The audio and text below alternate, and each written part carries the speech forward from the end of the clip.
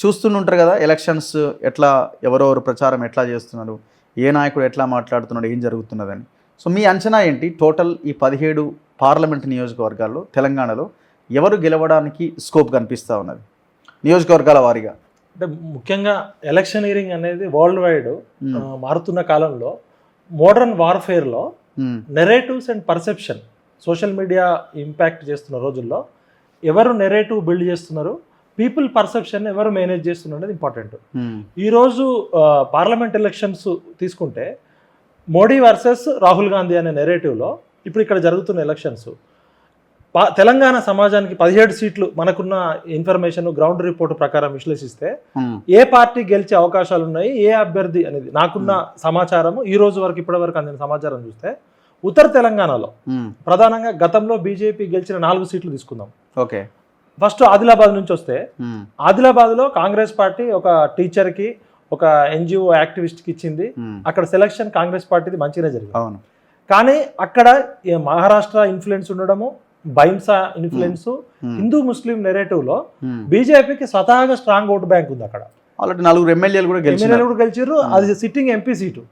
కాబట్టి ఈ రోజు మనకున్న అడ్వాంటేజ్ చూస్తే కొంత అడ్వాంటేజ్ బీజేపీ కనబడుతుంది. అక్కడ బీజేపీ ఆదిలాబాద్ సీట్ గెలవడానికి 90% ఛాన్సెస్ ఉన్నాయని చెప్తున్నారు. ఇంకా 10 రోజుల్లో ఎట్లా మారుతుంది అని చెప్పి.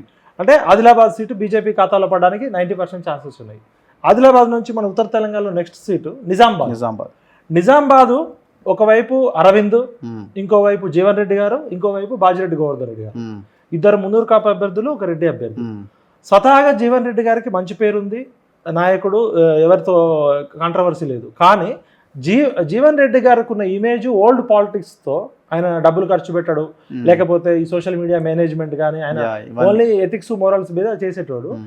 అరవింద్ లాంటి ఒక అగ్రెసివ్ యూత్ తట్టుకోవడం అంత ఈజీ కాదు. అక్కడ ఉన్న అన్ని కాన్స్టిట్యున్సీలలో అరవింద్కి రీచ్ అండ్ యాక్సెస్ అయింది. గతంలో డి శ్రీనివాస్ గారి నెట్వర్క్ కానీ, కాంగ్రెస్ పార్టీ నెట్వర్క్ కానీ, మున్నూరు కాపు సామాజిక వర్గ బలం కానీ, అరవింద్ హిందుత్వ అగ్రెసివ్ అరవింద్, మోడీ ఇమేజ్, వీటన్నిటితో అరవింద్కి ఇంకో ప్లస్ పాయింట్ ఏమైందంటే గతంలో కవితను ఓడించడంలో ఎర్రజొన్న రైతులు కానీ పసుపుకు బోర్డు తీసుకొస్తా అని చెప్పి బాండ్ పేపర్ మీద రాసిచ్చిండు. పసుపు బోర్డుతో పాటు అదనంగా స్పైసెస్ బోర్డు తీసుకొచ్చిండు. ఇక్కడ చాలా మంది కన్ఫ్యూజ్ అయింది అంటే స్పైసెస్ బోర్డు అనేది చాలా పెద్దది. అక్కడ సుగంధ ద్రవ్యాలు, యాలకులు, లవంగాలు, లేకపోతే ఇట్లా ఒక 10-15 రకాలు కలిపి అన్నిటికి కలిపి స్పైసెస్ బోర్డ్స్ ఉంటాయి. సౌత్ ఇండియాలో స్పైసెస్ బోర్డు కేరళలో ఉంది. అట్లాంటి స్పైసెస్ బోర్డు తెలంగాణకి తీసుకొచ్చారు. ఇప్పుడు ఎవడన్నా నువ్వు ఏం చదువుతున్నావు అంటే పీజీకి ప్రిపేర్ అవుతున్నా అంటే నువ్వు 10th క్లాస్ పాస్ కాలేదంటే ఎట్లుంటుంది? ఓకే, ఆల్రెడీ పసుపు బోర్డు తీసుకురావడం అంటే, స్పైసెస్ బోర్డు తీసుకురావడం అంటే పసుపు బోర్డు తీసుకొచ్చినట్టే. దాంతో రైతులు నమ్ముతున్నారు. ఇంకోటి గిట్టుబాటు ధర కూడా, నిన్న మీరు మొన్న వెళ్ళారు గ్రౌండ్లో, గిట్టుబాటు ధర అనేది దేశవ్యాప్తంగా పోలిస్తే నిజామాబాద్ రైతులు హ్యాపీగా ఉన్నారు. అక్కడ కొంత అడ్వాంటేజ్ అయింది. ఇంకొకటి కవితతో కొట్లాడడము, కేసీఆర్తో కొట్లాడడము, ప్రత్యక్షంగా అరవింద్ కుటుంబం మీద దాడులు చేశారు, అరవింద్ గారి ఇంటి మీద దాడులు చేశారు. అంటే కేసీఆర్కున్న ఉన్న వ్యతిరేకత, యాంటీ టీఆర్ఎస్ ఓటు బ్యాంకు మొత్తం కూడా అరవింద్కు బీజేపీకి వచ్చే అవకాశం ఉంది. బాజిరెడ్డి గోవర్ధన్ రెడ్డి గారు వ్యక్తిగతంగా మంచోడు, మంచి పాత లీడరే, కానీ ఆయన ఈ రేస్లో అరవింద్ ముందంజలో ఉన్నారు. అరవింద్ తర్వాత జీవన్ రెడ్డి గారు ఉన్నారు. జీవన్ రెడ్డి గారి తర్వాత 3rd ప్లేస్లో బాజిరెడ్డి గోవర్ధన్ ఉన్నారు. మున్నూరు కాపు కమ్యూనిటీ కూడా అక్కడ కొంత చీలే ప్రమాదం ఉంది, కానీ ఎక్కువ అరవింద్కి advantage హిందుత్వము, Munnuru Kapu community, D Srinivas network, యూత్లో ఉన్న ఫాలోయింగ్, ఇదన్నిటి అరవింద్ ఈజీగా బయటపడతాడని అనిపిస్తుంది. అంటే ఆదిలాబాద్ సీటు బీజేపీ ఖాతాలో పడే అవకాశం ఉంది, నిజామాబాద్ బీజేపీ ఖాతాలో పడే అవకాశం ఉంది. నెక్స్ట్ కరీంనగర్ సీటుకి వస్తే, కరీంనగర్ సీటు అసలు టీఆర్ఎస్ పార్టీకి పుట్టినిల్లు లాంటిది, ఒక కంచుకోట లాంటిది. అట్లాంటి చోటనే బండి సంజయ్ అనే ఒక మామూలు కార్పొరేటర్ నుంచి వ్యక్తి కేసీఆర్ గారు హిందుగాళ్ళు బొందుగాళ్ళు అనడంతో హిందూ ముస్లిం పోలరైజేషన్, బండి సంజయ్ గారి అగ్రెసివ్ పోరాట పటిమ, ఉద్యమం నేపథ్యంతో ఒక మామూలు కార్పొరేటర్ ఉన్న వ్యక్తి ఎంపీ కావడము, స్టేట్ ప్రెసిడెంట్ కావడము, నేషనల్ జనరల్ సెక్రటరీ కావడంతో Bandi Sanjay national leader image వచ్చింది. ఎందుకు తెలంగాణ సమాజం బండి సంజయ్ వైపు చూస్తుందంటే, రాజకీయాలకు అతీతంగా, పార్టీలకు అతీతంగా ఉద్యమకారులు ఎవరు జైల్లో ఉన్నా ప్రత్యక్షంగా, నాదే ఉదాహరణ, నన్ను మల్లన్న ఆఫీస్లో సాయంత్రం 7 గంటలకు పోలీసులు అరెస్ట్ చేస్తే 10 గంటలకి మా ఇంట్లో ఢిల్లీ నుంచి వచ్చి కూర్చొని డీజీపీ గారితో, హోమ్ మినిస్టర్ తోటి మాట్లాడి మధ్యరాత్రి 2 గంటలకు నన్ను నడిపించుకున్నాడు. నేనేం బీజేపీ కార్యకర్తను కాదు, బండి సంజయ్ అభిమాని కాదు. గతంలో నన్ను టాస్క్ ఫోర్స్ వాళ్ళు ఎత్తుకపోవాలని గతంలో టీఆర్ఎస్ వాళ్ళు ట్రై చేసినప్పుడు కూడా నేనెవరో బండి సంజయ్కి పరిచయం లేదు, మా ఇంటికి మనుషుల్ని పంపించుకొని నాకు ఫ్లైట్ టికెట్ బుక్ చేసి ఢిల్లీలో నాకు 3 నెలలు అకామిడేషన్ ఇచ్చాడు. ఓకే. మల్లన్న జైల్లో ఉన్నప్పుడు, మల్లన్న టాస్క్ ఫోర్స్ వాళ్ళు ఎత్తుకుపోయినప్పుడు ఫస్ట్ సారి సెకండ్ సారి బండి సంజయ్ కానీ అరవింద్ కానీ సపోర్ట్ చేశారు.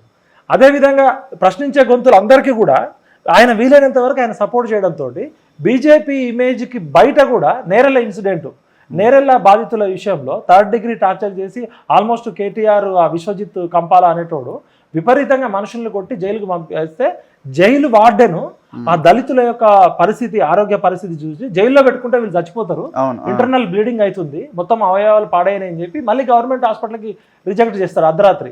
అప్పుడు ఆ విషయం తెలుసుకున్న బండి సంజయ్, అప్పుడు ఆయన నాయకుడు, ఒక మామూలు కార్పొరేటర్గా, ఇంకా అయినప్పటికీ ఎంపీ కూడా కాదు, బీజేపీ నాయకుడుగా అగ్రెసివ్గా కొట్లాడడంతో నేషనల్ వైడ్ ఎజెండా అయింది. మీరా కుమార్ లాంటి వ్యక్తి వచ్చింది. అంటే బండి సంజయ్కి మొన్న అసెంబ్లీలో ఓడిపోయిన తర్వాత కూడా వాళ్ళ ఇంటర్నల్ పాలిటిక్స్ ఏమైనప్పటికీ ఇప్పుడు అక్కడ వినోద్ కుమార్ గారు స్వతహాగా మంచి వ్యక్తే, బట్ కేసీఆర్ మీద ఉన్న వ్యతిరేకత, టీఆర్ఎస్ మీద ఉన్న వ్యతిరేకతతోటి వెలమల మీద జనరల్గా ఒక యాంటీ వెలమ ఫ్యూడల్, అక్కడ Velama versus BC SC ST ఉంటుంది, అక్కడ నక్సలిజం పుట్టడానికి కూడా అదే కారణం. దాంతో బండి సంజయ్ గెలవడానికి 90% ఛాన్సెస్ ఉన్నాయి. కాంగ్రెస్ పార్టీ కూడా ఏం చేసింది తెలియగా వెల్చాల జగపతిరావు కొడుకు వెల్చాల రాజేంద్రరావు గారికి టికెట్ ఇచ్చింది. ఆయన ఏం పెద్ద కాంగ్రెస్ పార్టీ నాయకుడు కాదు, ప్రజలతో సంబంధం ఉన్నాడు కాదు, చాలా లేట్ చేసింది, పూర్తిగా డబ్బులు నమ్ముకొని వచ్చిండు. 2 వెలమలు, ఒక బీసీ ప్లస్ బండి సంజయ్కి ఉన్న అగ్రెసివ్ ఫైటింగ్ నేచర్తో బండి సంజయ్ అసెంబ్లీలో ఓడిపోయినప్పటికీ కూడా ఈ రోజు సర్వేలో బండి సంజయ్ ముందంజలో ఉంటాడు. అంటే ఆదిలాబాదు, నిజామాబాదు, కరీంనగర్, ఉత్తర తెలంగాణలో 3 సీట్లు గెలిచింది. ఇంకొక సీటు సికింద్రాబాద్ 4 సీట్లు లాస్ట్ టైం గెలిచింది. సికింద్రాబాద్లో కూడా పరిస్థితి ఎట్లుందంటే ఇలా దానం నాగేందర్ అనే వ్యక్తికి కాంగ్రెస్ పార్టీ టికెట్ ఇవ్వడంతో కొద్ది గొప్ప కిషన్ రెడ్డి గారి మీద ఉన్న వ్యతిరేకత కాస్త కిషన్ రెడ్డి నెత్తి మీద పాలు పోసినట్టయింది. ఇక్కడ టీఆర్ఎస్ తెలివిగా పద్మారావు గౌడ్కి టికెట్ ఇవ్వడంతో పద్మారావు గౌడ్కున్న మంచి పేరు, ఉద్యమకారుడు ప్లస్ స్వతహాగా అందరితో అన్న అంటే ఉండడం, పద్దన్న అనడంతో ఇవాళ దానం నాగేందర్ 3rd ప్లేస్కి వెళ్ళిపోయినా ఆశ్చర్యం పడాల్సిన అవసరం లేదు. కానీ అట్లా ఈక్వేషన్ అట్లా లేదేమో. అంటే ముస్లిం ఓటు బ్యాంక్ ఒక 4.5 లక్షలు ఉంది అక్కడ సికింద్రాబాద్ లో. అది గుండు గుత్తగా కాంగ్రెస్ వైపు వెళ్తే మాత్రం కాంగ్రెస్కి అడ్వాంటేజ్ ఉంటుంది. అక్కడ నెక్ టు నెక్ ఫైట్ జరుగుతుంది. సరే, ఇప్పుడు ఈ 4 నియోజకవర్గాలు మిగతా డిస్కస్ చేసే ముందు, మిగతా 13 డిస్కస్ చేసే ముందు, ఈ 4 ఇంటిలో 4 సిట్టింగ్లు బీజేపీవే.